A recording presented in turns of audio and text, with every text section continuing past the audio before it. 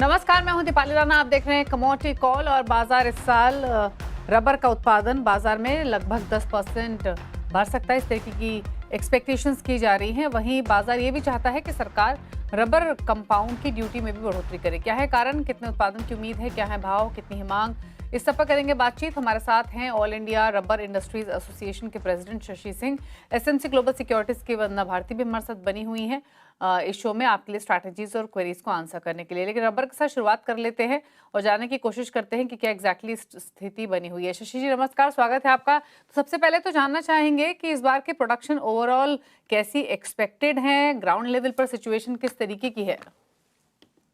Production जो पिछले साल था करीबन 8,57,000 टन था, जो एक्सपेक्टेड है इस साल करीबन 9,50,000 टन जी। प्रोडक्शन होने की उम्मीद है इस साल, जिसमें आपके नॉर्थ ईस्ट साइड में जो बढ़ोतरी हुई है वो सब इंक्लूडेड है टोटल।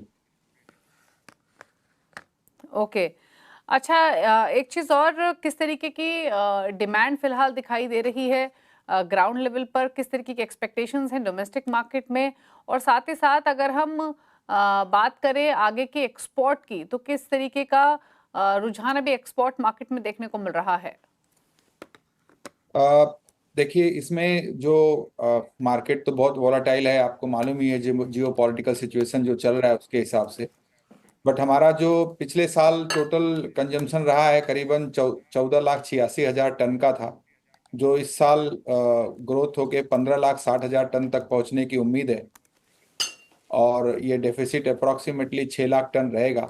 एक्सपोर्ट में नेचुरल रबर एक्सपोर्ट बहुत ज़्यादा नहीं कर रहे हैं इसमें, इसलिए उस पे उससे कोई फर्क नहीं पड़ता है इसमें इंडस्ट्रीज को।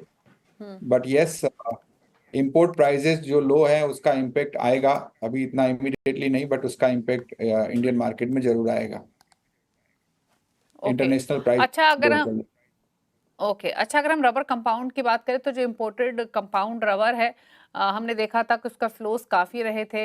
एक तरीके से मार्केट भी फ्लड होते हुए दिखाई दिया था, जिसकी वजह से किसानों को भी काफ़ी नुकसान हो रहा था। तो क्या एंटिसिपेट कर रहा है बाजार गवर्नमेंट से किस तरीके के मेजर्स लें ड्यूटी रिगार्डिंग, ताकि इस चीज़ को ओवरकम किया जा सके? अ, देखिए, रबर कंपाउंड जो आ रहा है वो आपको वो फिल करता है आपका जो 6 लाख, 5.5 6 लाख टन जो डेफिसिट है नेचुरल रबर का, क्योंकि हमारा कंजम्पशन और प्रोडक्शन में बहुत डिफरेंस है। तो उसके लिए आता है रबर कंपाउंड, और उस पर ऑलरेडी गवर्नमेंट ने 25% ड्यूटी लगा दिया है। सो इससे ज़्यादा हम उम्मीद नहीं करते हैं लगाना चाहिए। इनफैक्ट अगर हमारी डेफिसिट ज़्यादा है और उसको कंट्रोल करना चाहिए तो उसको थोड़ा सा कुछ उसमें रिलैक्सेशन भी देना चाहिए, ऐसी इंडस्ट्रीज की डिमांड है। ओके।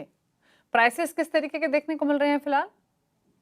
करंटली तो 195 है, बट एंड यूजर तक पहुंचते पहुंचते 200 प्लस ही है। सिचुएशन अभी भी डिमांड से सप्लाई के बीच में काफ़ी गैप है, तो वो जो चीज़ें हैं उससे वजह से प्राइस थोड़ा सा अपर ट्रेंड ही लग रहा है। ओके। अच्छा, ओवरसीज मार्केट में सप्लाई सिचुएशन कैसी है? क्योंकि रिसेंटली जो भी रिपोर्ट्स रही वो यही रही कि जितने भी रबर प्रोड्यूसिंग कंट्रीज है वहां पर भी प्रोडक्शन हायर साइड पर ही रहने की पॉसिबिलिटी है। तो इस बात को ध्यान में रखते हुए प्राइसेस की आगे जाते हुए ट्रेजेक्टरी क्या देख रहे हैं? इंटरनेशनल इंटरनेशनल भाई, मैंने कहा आपसे, इंटरनेशनल मार्केट में रबर की प्राइसेस अभी कम हैं, बट उस जो कंपनीज जो इंपोर्ट करती है उसके ऊपर ऑलरेडी हमारा हायर ड्यूटी है, 25% कस्टम ड्यूटी, और 30 रुपीज पर kg whichever is higher, it's already आप उसके ऊपर लगा हुआ है ड्यूटी, सारा कुछ वो है। अभी हमारा जो इंडियन मार्केट है उसमें हमको ये जो मानसून आ गया बीच में समर, इससे थोड़ा सा अच्छा इम्पेक्ट, यील्ड का प्रोडक्शन बढ़ने का चांस है, यील्ड थोड़ा आएगा। और हमारा फोकस थोड़ा सा जो रबर इंडस्ट्रीज का है, जो मैन्यु प्लांटर है, उनका फोकस थोड़ा टैपर को बढ़ाने में देखना चाहिए। और एज ए चेयरमैन RCPSDC, जो हम skill rubber chemical and petrochemical skill development council है, उसके थ्रू हमने तकरीबन 42,000 टैपर अभी तक जो टैपिंग करते हैं या रबर निकालने के लिए, उनको हमने ट्रेंड किया है। वो काफ़ी बढ़ाया जा सकता है, तो उससे भी फर्क पड़ेगा, जो डिमांड और ओके। सप्लाई के बीच में गैप है उससे।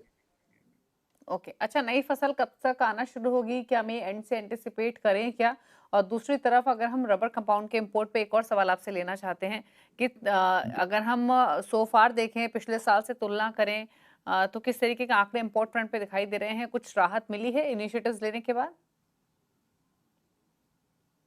फार्मर्स को राहत मिलती है लेकिन इंडस्ट्रीज को नहीं मिलती, ऐसे ड्यूटीज वगैरह बढ़ा देने ओके। से इंडस्ट्रीज को लेना पड़ता है क्योंकि उनके पास कोई ऑप्शन नहीं बचता। इंडिया में उतनी सप्लाई है नहीं, तो हाई ड्यूटी पर पे करके, तो जैसे आप फार्मर्स को गवर्नमेंट सपोर्ट करती है बाय एडिशनल ड्यूटी, उसी तरह से हमारा डिमांड है कि जो फिनिश प्रोडक्ट इंपोर्ट हो रहे हैं रबर से बने हुए, उसके ऊपर भी हायर ड्यूटी करी जाए।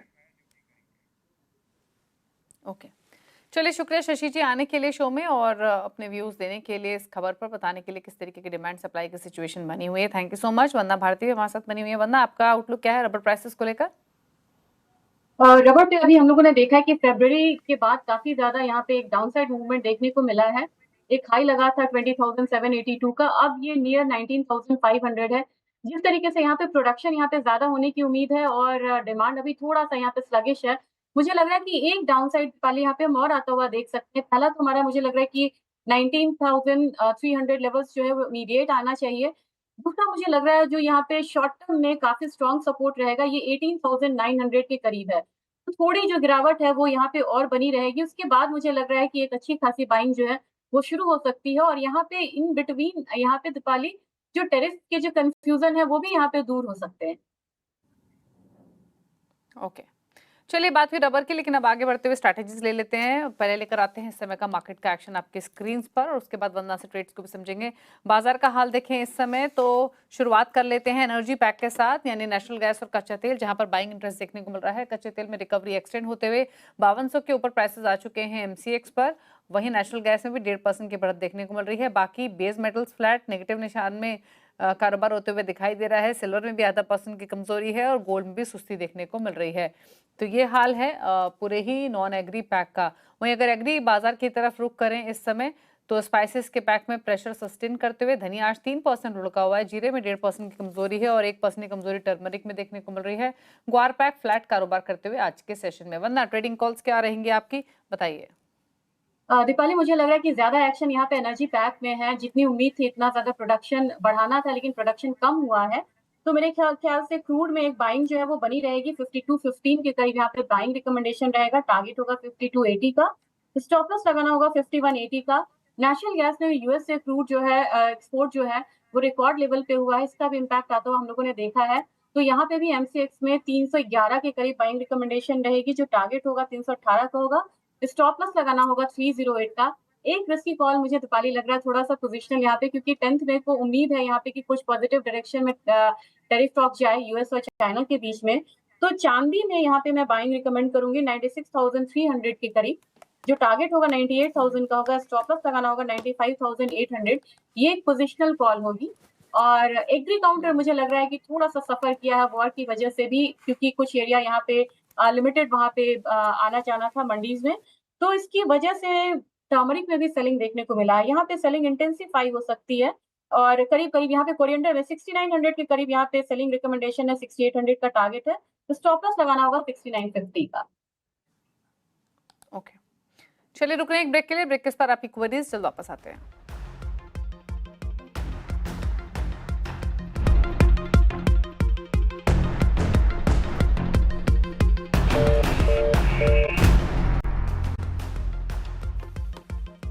आप देख रहे हैं कमोडिटी कॉल। वंदना भारती हमारे साथ बनी हुई है। लेते हैं हम आपके क्वेश्चंस को फटाफट से, आपकी पोजीशंस पर लेते हैं राय। और पहला सवाल हमें भेजा है संदीप ने नई दिल्ली से। क्रूड पर इनका सवाल है, क्रूड प्राइसेस पर आउटलुक लेना चाहते हैं, जानना चाहते हैं कि भाव यहाँ से और ऊपर जाएंगे, अगर हाँ तो कब तक, क्या टारगेट्स देख रहे हैं? क्रूड में मुझे यहाँ पे लग रहा है कि दीपाली थोड़ा सा लिमिटेड यहाँ पे अपसाइड रहना चाहिए, क्योंकि ओवरऑल तो ट्रिगर्स निगेटिव हैं, लेकिन प्रोडक्शन ज्यादा यहाँ पे नहीं हुआ है और कुछ ट्रेड डील होने की वजह से होप है यहाँ पे कि हो जाए। तो 5500 तक मुझे लग रहा है कि अल्टीमेटली प्राइस यहाँ पे शॉर्ट टर्म में ऊपर जाना चाहिए, उसके बाद फिर ये वापसी आएगा। अगर इंटरनेशनल मार्केट की बात करूँ तो मुझे लग रहा है कि $64 जो है WTI के लिए एक रेजिस्टेंस है। अगर ब्रेंट की बात की जाए तो मुझे लग रहा है 66-67 के करीब यहाँ पे रेजिस्टेंस आ जाएगा। तो फिलहाल एक अपसाइड मूव है और 5500 के करीब जाके एक रेजिस्टेंस फेस कर सकती है कमोडिटी। ओके, अगला सवाल मदन सिंह ने भेजा है भोपाल मध्य प्रदेश से। कॉपर पर इनका सवाल है, कॉपर में निवेश करने का सोच रहे हैं, मौजूदा लेवल्स पर एंट्री कैसी रहेगी, लेना चाहिए या अभी रुकना चाहिए? कॉपर स्ट्रॉन्ग कमोडिटी है, अभी फिलहाल एक रेजिस्टेंस फेस कर रहा है 862 के करीब का। और अगर फंडामेंटल्स देखा जाए, क्योंकि इनका शॉर्ट टर्म का व्यू है, तो मुझे लग रहा है कि करेक्शन पे इन्हें बाइंग करनी चाहिए, क्योंकि डिमांड यहाँ पे बढ़ा है। करीब करीब ये 842 43 के करीब आता है, यहाँ पे बाइंग में इनिशिएट करना चाहिए। टारगेट होगा वो 860 से 862 का होना चाहिए। स्टॉप लॉस इन्हें लगाना होगा 835 का। तो मुझे लग रहा है कि शॉर्ट टर्म में एक करेक्शन पे अगर बाय करे कॉपर को फॉर द टारगेट ऑफ 860, तो ये एक अच्छी स्ट्रैटेजी हो सकती है। ओके, बात करते हैं अब अगले व्यूअर से, और इनका सवाल इन्होंने हमें भेजा है सोने पर। श्वेता यादव का सवाल है बेंगलुरु से। इन्होंने गोल्ड पर आउटलुक जानना चाहती हैं। ये जानना चाहती हैं क्या प्राइसेस यहाँ से और नीचे आएंगे, अगर हाँ तो कहाँ तक आने की पॉसिबिलिटी है, पोजीशंस बनानी हो तो क्या स्ट्रैटेजी रखें?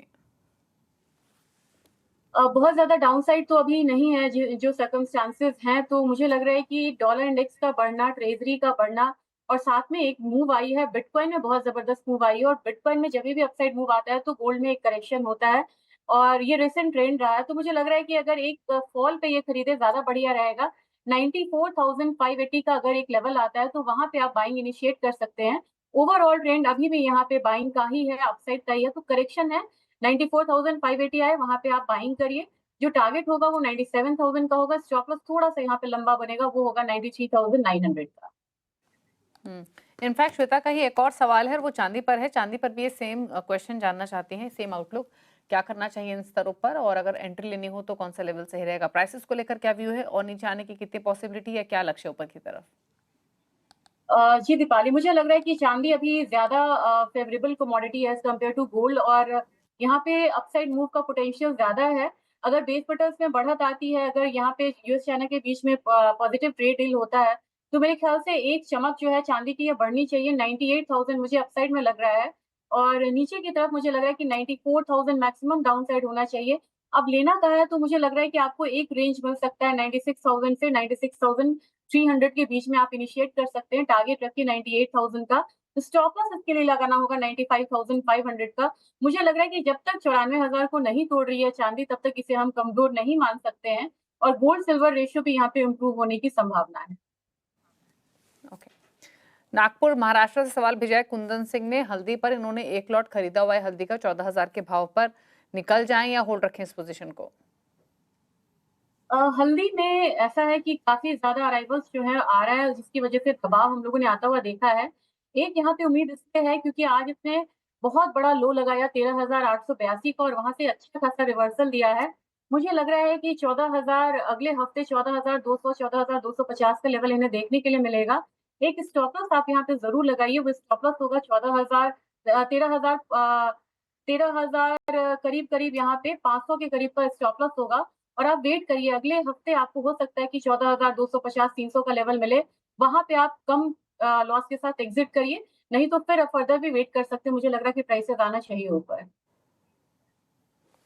ओके, एक और सवाल लेंगे। मनोज दुबे ने भेजा है रांची झारखंड से। जिंक पर क्या करना चाहिए, नई एंट्री के हिसाब से कैसा लग रहा है बेस मेटल, बताएं वरना। दीपाली, मुझे सबसे स्ट्रॉन्ग कमोडिटी लग रही है बेस मेटल काउंटर में, और मुझे लग रहा है कि यहाँ पे एक कल बहुत स्ट्रॉन्ग मूव आता हुआ हम लोगों ने देखा है। ये मूव कंटिन्यू रहना चाहिए। अगर ये मूव कंटिन्यू रहता है तो नेक्स्ट जो टारगेट है जिंक में, वो करीब करीब 255 से 256 का बन रहा है। तो करंट मार्केट प्राइस से भी अगर ये बाइंग करते हैं तो मुझे लग रहा है कि 256 का टारगेट रखना होगा। स्टॉप लॉस यहाँ पे लगाना होगा 249 का, और इनका ज्यादा पोजिशनल यहाँ पे लेना है पोजिशन, और इनको ध्यान ज्यादा दूर का है, तो एक बार आप सेकंड टारगेट रख सकते हैं 260 का। ओके, चलिए 260 के टारगेट के लिए पोजीशंस बना सकते हैं 251 पर जिंक कारोबार करते हुए। थैंक यू वंदना, आने के लिए शो में क्वेरीज को आंसर करने के साथ साथ अपने ट्रेड्स भी रेकमेंड करने के लिए। इसी के साथ कमोडिटी कॉल में तो इतना ही। ब्रेक के बाद आप देखिए आवाज समाचार। नमस्कार।